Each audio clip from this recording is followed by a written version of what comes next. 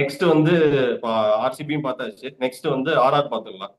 ஆமா, ஸோ ஆர்சிபியோட ஒரு invisible enemy மாதிரி தான் ஆர்ஆர். நிறைய தடவை பிளே ஆஃப் சான்சஸ் வந்து கெடுத்து விட்டுருக்காங்க.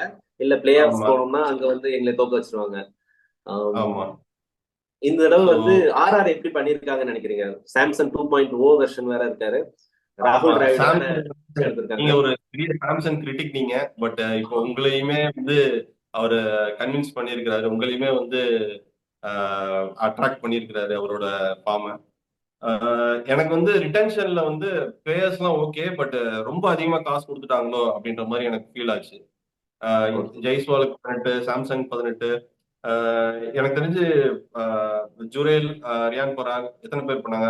அப்புறம் ஹெட்மேயர் பண்ணாங்க. மேபி ஹெட்மேயருக்கு பதிலாக வேற யாராவது எடுத்திருக்கலாமோ அப்படின்ற ரிட்டென்ஷன்ல. பட் அதை தாண்டி எப்படி பண்ணியிருக்காங்க அப்படின்னா, இப்போ மும்பைக்கு எப்படி ரெண்டு ஃபாரின் ஸ்பின்னர்ஸோ இவங்களும் ரெண்டு ஃபாரின் ஸ்பின்னர்ஸ் போயிருக்காங்க. அதாவது அஸ்வின் சஹால்ல இருந்து எனக்கு சஹால ரீடைன் பண்ணியிருக்கலாம் அல்லது ஆர்டிஎம் பண்ணியிருக்கலாம். ஆமா, ஆர்டிஎம் அவங்களுக்கு இல்லை ஆக்சுவலா. ஸோ ரீடைன் பண்ணியிருக்கலாம்னு ஒரு இது இருந்துச்சு. இப்போ வனிந்து வசரங்காவும் தீக்ஷனாவும் ஈஸ்டர்ன். போயிருக்கிறாங்க. ஆமா, மெயினா பட்லரை விட்டுட்டாங்க. ஸோ ஆமா. இப்போ எனக்கு தெரிஞ்சு ஓப்பனிங்க வந்து இப்போ சிஎஸ்கே மாதிரியே ஓப்பனிங் வந்து எக்ஸ்ப்ளோசிவா இருக்கு. பட் மிடில் ஆர்டர் வந்து எப்படி இது பண்றாங்க அப்படின்னு பார்க்கணும். ரியான் பராக் நல்ல ஃபார்ம்ல இருக்கிறாரு.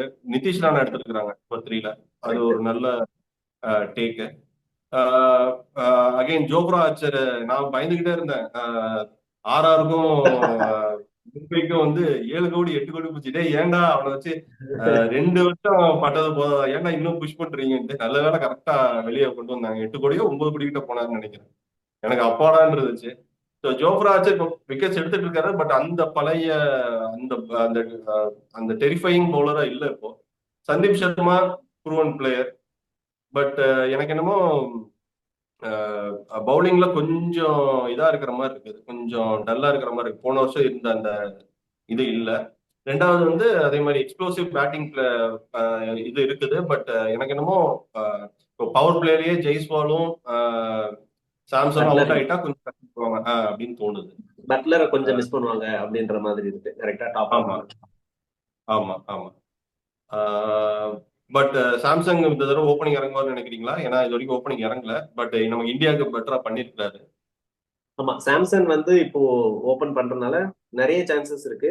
இல்லைன்னா நம்ம இப்ப வைபவ் சூரியவன்சி எடுத்திருக்காங்க இல்லையா, 13 ஆமா. இயர்ஸ்.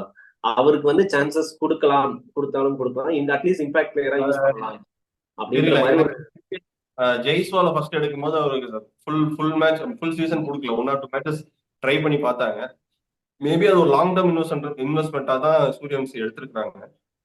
மேபி 1 or 2 பிளேயர் தான் கொடுக்கலாம். மேபி இம்பாக்ட் பிளேயரா கூட வரலாம். ஆஹ் தெரியல.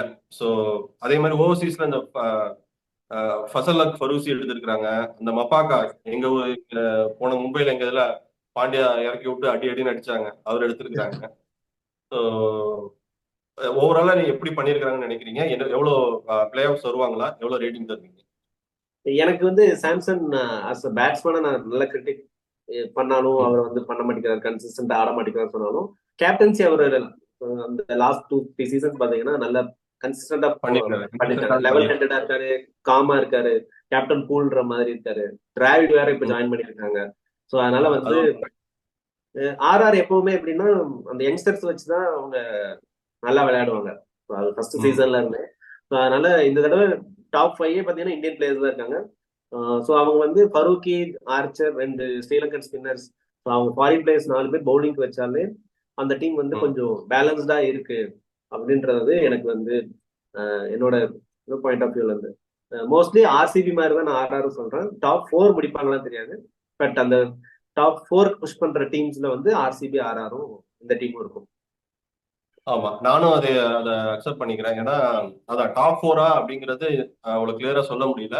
பட் கண்டிப்பா இந்த டாப் 6ல ஒரு 6 டீம் வந்து பிளே ஆஃப்ஸ்குள்ள போகுது. அதுக்கு ஒரு டஃப் கொடுப்பாங்கன்னா கண்டிப்பா ஆர்ஆரும் கண்டிப்பா சொல்லலாம். நான் ஆர்ஆருக்கு 7.5 out of 10 கொடுப்பேன். ஆமா, சேம் 7.5 தான். ஸோ எப்படி பெர்ஃபார்ம் பண்றாங்கன்னு பார்ப்போம். சாம்சங் கேப்டன்சியும் சாம்சங் 2.0 வெர்ஷன் எப்படி கன்சிஸ்டண்டா ஆட போறாரு அப்படிங்கிறதையும் நம்ம பார்ப்போம். ஓகே. ஸோ நாளைக்கு 2 டீம் பார்க்கலாம்.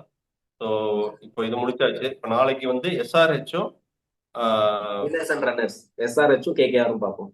கேகேஆரும் பார்க்கலாம்.